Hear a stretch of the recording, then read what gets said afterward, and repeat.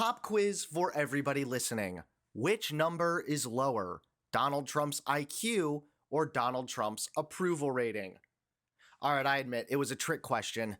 They're both competing for the lowest. Yeah, it's really ironic to watch the guy who boasted about nonstop winning now constantly losing.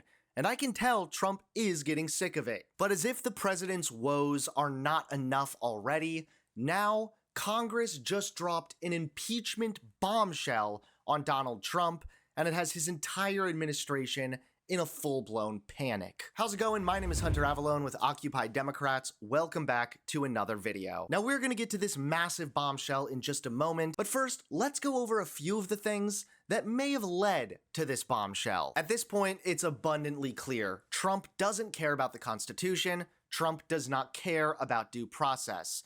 This is getting even worse, as now a Trump-appointed judge has condemned Donald Trump for deporting children. Administration deported 3 U.S. citizen children to Honduras, including a 4-year-old boy who was actively receiving treatment for a rare form of stage 4 cancer. The boy and his 7-year-old sister, who's also a U.S. citizen, were deported along with their undocumented mother. That same day, another child with U.S. citizenship, a 2-year-old girl, was also sent to Honduras with her mother, who's pregnant, and her undocumented 11-year-old sibling. In that case, U.S. District Judge Terry Doughty, who's a Trump appointee, said the girl was deported, quote, with no meaningful process, unquote. The judge added, quote, I've never seen anything like it. There is just no good faith interpretation for what happened to these children. First of all, the Constitution makes it clear whether someone is a legal citizen or not, they are still owed due process if they are on American soil. Second of all, without due process, you can't even determine if these people were necessarily here illegally, or if they were a danger to the community, or if they needed to be deported. That's what due process does. You're either in favor of due process, or in this case, you're a racist piece of garbage. Stepping away from that infuriating piece of news, let's talk about something else. This isn't as much infuriating as it is worrying. Recent images and videos show an empty port in Seattle, which raises concerns of empty shelves in coming weeks. As you can see here, no one is shipping in. This means major supply chain issues. These are just a few of the real-world instances of how Trump's policies are already screwing over America. But Americans themselves have spoken. We've been talking about Trump's abysmally low approval rating. It's funny, sure, but for Republicans, it's no laughing matter. That's right, Trump's low approval ratings bring serious issues for the Republicans that want to be re-elected to Congress. I repeat, there is no precedent for a president's approval rating being as low as Donald Trump's is right now, and then his party holding on to the House in the midterm elections. We were talking about it yesterday. But now it gets so much worse, because Trump's troubles are actually just beginning. That's right, the moment you've all been waiting for. Congress dropped an impeachment bombshell on Trump. Here it is. This is Congressman Shri Thanedar. Donald Trump has already done real damage to our democracy, but defying a unanimous 9-0 Supreme Court ruling, that has to be the final straw. It's time we impeach Donald J. Trump. The court said the wrongfully deported Kilmer Garcia must be allowed to return and receive due process. Trump ignored it. He ignored the Constitution. He ignored the very checks and balances that keep our democracy intact. This isn't an isolated incident. It's part of a dangerous, deliberate pattern.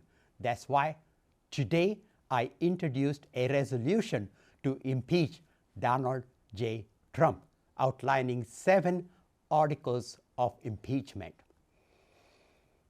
Article 1, obstruction of justice and abuse of executive power. From denying due process to unlawful deportations, Trump defied court orders. Article 2, taking away Congress's power of the purse. Trump dismantled agencies and froze funds without permission from Congress. Article 3, abuse of trade powers and international aggression. He imposed damaging tariffs and threatened military invasions of our allies. Article 4, violation of First Amendment rights. He has retaliated against journalists, attorneys, and critics for exercising their right to free speech. Article 5, creation of an unlawful office establishing the so-called Department of Government Efficiency, DOGE, and giving Elon Musk unconstitutional power over our government and personal data. Article 6, bribery and corruption. He has dismissed criminal cases and solicited payments from foreign governments and coerced legal settlements for personal and political gain. Article 7, tyrannical overreach. Finally, and most importantly, he is attempting to consolidate unchecked power and erode the constitutional limits of the presidency. In this country, we have presidents, not kings. That's not just misconduct, it's impeachable misconduct. This isn't leadership, it's tyranny. If we let this stand, we are saying the president is above the law, that the United States Constitution is optional. I won't be silent, and I'm calling on all my colleagues, Democrats, Republicans, and Independents, to stand up with me. Enough is enough. Donald J. Trump must be impeached. Now, I have a few things to say about this. One, of course, I'm happy to see Democrats in Congress trying to stand up to Donald Trump. There's no arguing about it. Donald Trump is disrespecting the Constitution, the rule of law, and Americans everywhere. However, a part of me also remains somewhat skeptical. Trump's already been impeached a lot, and that hasn't actually done that much. Hopefully, this time it'll be different. Either way, this should create more obstacles and barriers for Donald Trump, thus slowing down his blatantly authoritarian agenda. So all in all, I'm happy to see this happening. We just have to wait and see how far it goes.